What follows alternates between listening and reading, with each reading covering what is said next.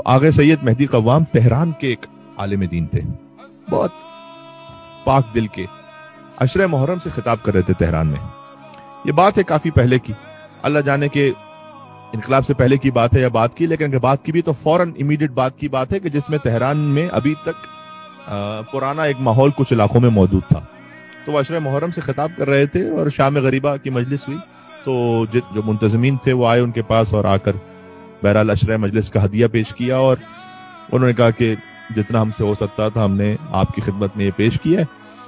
اور وہ انہوں نے اسے کھولا بھی نہیں اس لفافے کو، بس چلے وہ۔ تو ان کے ساتھ ایک شخص تھا، کہتے ہیں میں جا رہا تھا ان کے ساتھ، تو کوچے لالے زار سے گزرے۔ اب یہ جو قدیمی تہران ہے اس میں کوچے لالہ زار جو ہے وہ اس کی جو شناخت تھی وہ بہت اچھی نہیں تھی، اس میں کیفیز تھے، اس میں کلبز تھے، اس میں مختلف گناہوں کے مراکز تھے۔ تو کہتے ہیں کہ ہم وہاں سے گزر رہے تھے، رات کا وقت تھا، تو ایک خاتون تھی اور بہت ہی نامناسب لباس میں سڑک کے کونے پہ کھڑی ہوئی تھی، اور سب کو معلوم تھا کہ یہ کیوں کھڑی ہوئی ہے یہاں پر۔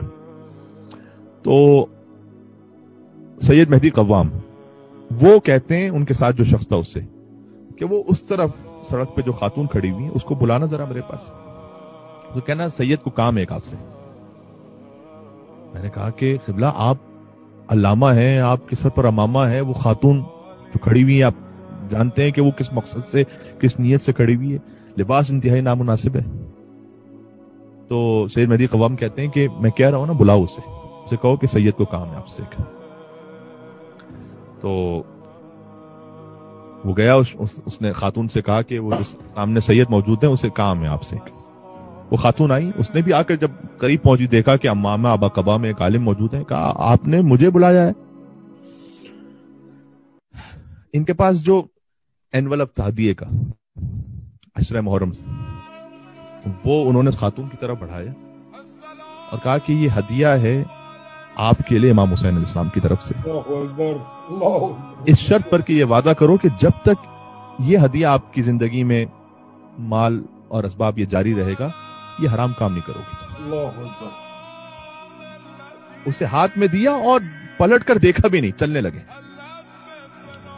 اچھا واقعہ گزر گیا، کیونکہ بہرحال تہران میں چاہے اس قسم کے گناہوں کے مراکز تھے، لیکن کیا کیا جائے کہ تھے تو وہی شیعہ تھے، وہ ان میں سے اکثر ہی، تو وہ خاتون بھی شیعہ تھی۔ اب فاسق العمل ہے، امام نے کہا نا کہ ہمارے چاہنے والے کی ذات پاک ہوتی ہے، اندر نور ہدایت ہوتا ہے اس کے۔ تو اسے دیا، وہ کہا کہ جب تک یہ ہدیہ چلتا رہے نا اس وقت تک دیکھو یہ گناہ نہیں کرنا، یہ بس تم مجھ سے وعدہ کرو یہ ہدیہ تمہارے لیے امام حسین علیہ السلام کی طرف سے۔ چلنے لگے آگے، اس سے بات بھی نہیں کی آگے۔ کہتے کئی سال گزر گئے، میں پھر کربلا گیا۔ کربلا میں حرم امام حسین علیہ السلام سے باہر نکلا تو ایک شخص آیا میرے پاس اور اس نے کہا کہ آغا سید مہدی قوام۔ کہا جی، کہا میری زوجہ ہیں وہ وہاں پر موجود ہیں، وہ آپ سے بات کرنا چاہتی ہیں۔ کہتے میں وہاں گیا، ایک خاتون باحجاب، اس خاتون نے بات کرنے کے لیے اپنا مکنا ہٹایا تھوڑا سا، اور مجھے آواز سے لگا کہ زار و قطار رو رہی ہے شدت سے، اور اس خاتون نے مجھ سے کہا کہ آپ نے مجھے پہچانا کیا؟ میں نے کہا کہ نہیں پہچانا میں نے آپ کو۔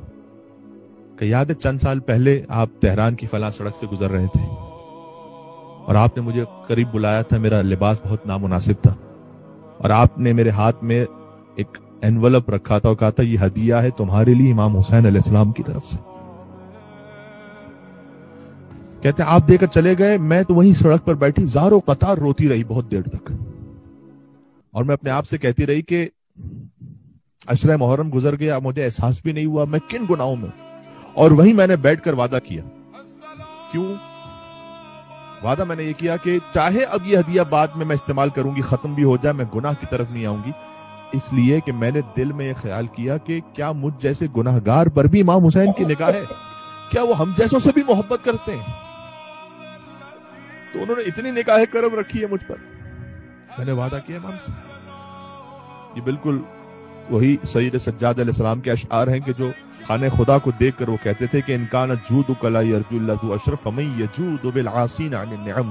پروردگار اگر تیرا دروازہ فقط نیک لوگوں کے لیے ہوتا تو گناہگار کس کے دروازے پہ جا کے مانگتے؟ میں آپ کی جانب سے کہوں گا یا ابا عبداللہ حسین علیہ السلام، آپ کا دروازہ فقط نیک لوگوں کے لیے ہوتا تو پھر ہم جیسے کہاں جاتے، کس فرش پہ جا کے بیٹھتے؟ ایسا نہیں کہ نیک لوگوں کے لیے فقط اس میں کوئی عالم مجتہد آیت اللہ کوئی بہت اچھا مومن فقط وہی آئے گا، نہیں، حسین کا دروازہ وسیع ہے.